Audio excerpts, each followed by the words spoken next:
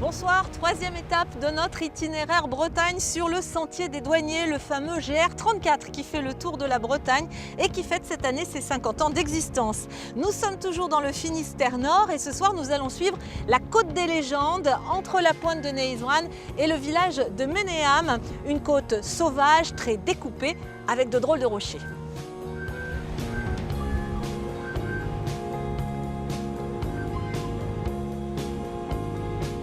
Crapauds, dinosaures, créatures fantastiques ou monstres gentils, tout au long de la côte des légendes, des dizaines de rochers sculptés par la mer et le vent. Ils seraient, dit-on, des cachettes de Corrigan. Ces énormes blocs de granit, terrain de jeu des pratiquants d'escalade, séduisent aussi les randonneurs du GR34, comme Annick, une Lilloise totalement emballée. J'ai jamais vu ça, c'est fabuleux, hein. Fabuleux, fabuleux. On en a plein les yeux. Et puis ces rochers, c'est incroyable. Hein. Bon, les chemins côtiers, c'est toujours très agréable, mais là, on a des vues superbes. Voilà. Donc une belle découverte. Ah oui, oui, magnifique. Ouais, magnifique. Pour une Lilloise. Voilà, ouais, ouais. Oh, mais les nordistes adorent la Bretagne. Hein.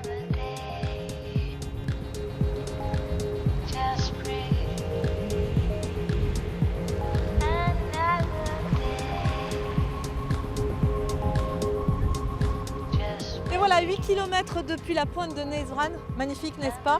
On vient d'arriver à Ménéam, célèbre pour son corps de garde entre les rochers. Ménéam, ancien village de pêcheurs et de goémoniers, devenu aujourd'hui très touristique, vous allez voir.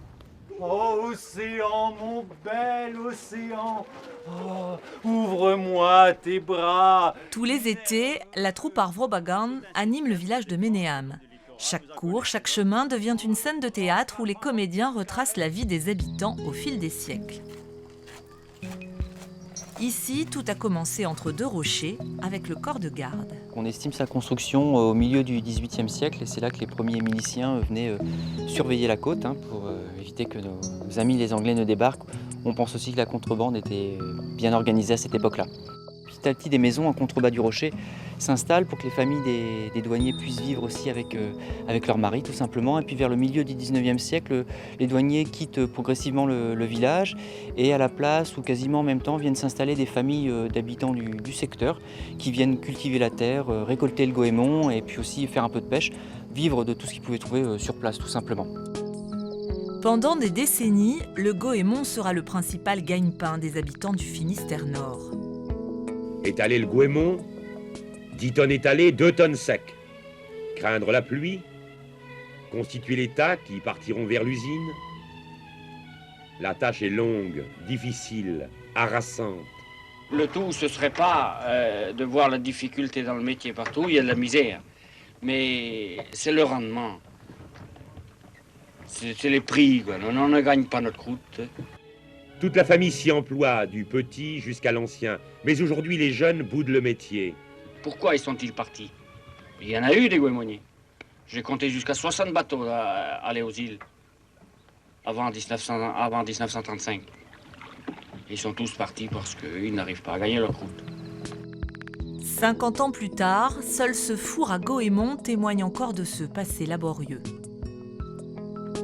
Ici, la mer est chargée d'épaves et les histoires vont bon train dans le pays pagan. On murmure que les habitants se transformaient parfois en pilleurs de navires pour améliorer l'ordinaire, voire un peu plus à l'occasion. Il y a une légende avec des peintures fameuses où on voit des vaches avec une lumière accrochée à la corne et on attachait la corne au pied, on la mettait au bord des rochers et en bougeant comme ça, les bateaux en mer pensaient que c'était un autre bateau qui était à quai. Et donc, le jour de tempête, venait là et en fait non, c'était la vache qui était sur les rochers et le bateau sur les rochers. Abandonné dans les années 90, Ménéam a fait depuis l'objet d'une restauration soignée. Le village ressemble désormais à celui qu'il était dans les années 50, un retour dans le passé qui attire chaque année plus de 100 000 visiteurs. Pour les accueillir, plusieurs habitations ont été transformées en gîtes d'étape. C'est Françoise Livinet qui en est la responsable.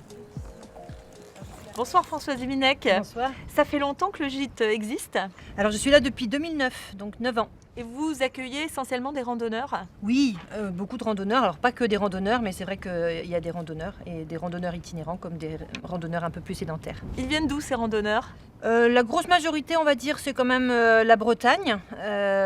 Après, si on élargit un petit peu au Grand Ouest en incluant Paris, et on a beaucoup de gens de Rhône-Alpes aussi. D'accord. Ouais. Et qui viennent pour le GR34, vraiment.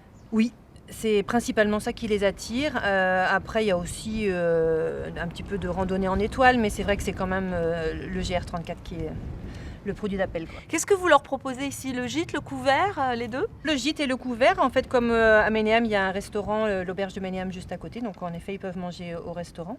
Et le petit déjeuner est servi au gîte pour les gens qui le souhaitent. Combien vous pouvez accueillir de personnes ici? J'ai 19 places en tout.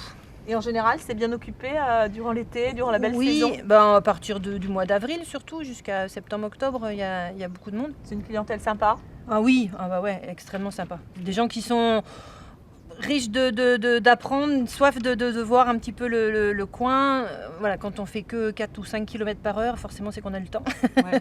Donc déjà on s'adresse à des gens qui sont vraiment en pause, quoi. Donc ça c'est vraiment super. Les gens sont séduits par le lieu. C'est vrai que c'est magnifique. Oui, c'est vrai. C'est un endroit qui est très méconnu en fait. Cette partie de Bretagne est très méconnue et en général ils sont subjugués, quoi. De voir ces belles plages de sable blanc, ces gros blocs de granit. Vous aussi, vous vous laissez pas? Ah non, ouais, moi je suis une enfant du pays et pour rien au monde je laisserai ma place. Merci beaucoup Françoise Viminec. Allez, on va se quitter avec la troupe Arvro Bagan et les danses du pays pagan. Moi, pendant ce temps, je vais aller déguster un petit kiga farce, spécialité du pays Léonard. Très bonne soirée, à demain.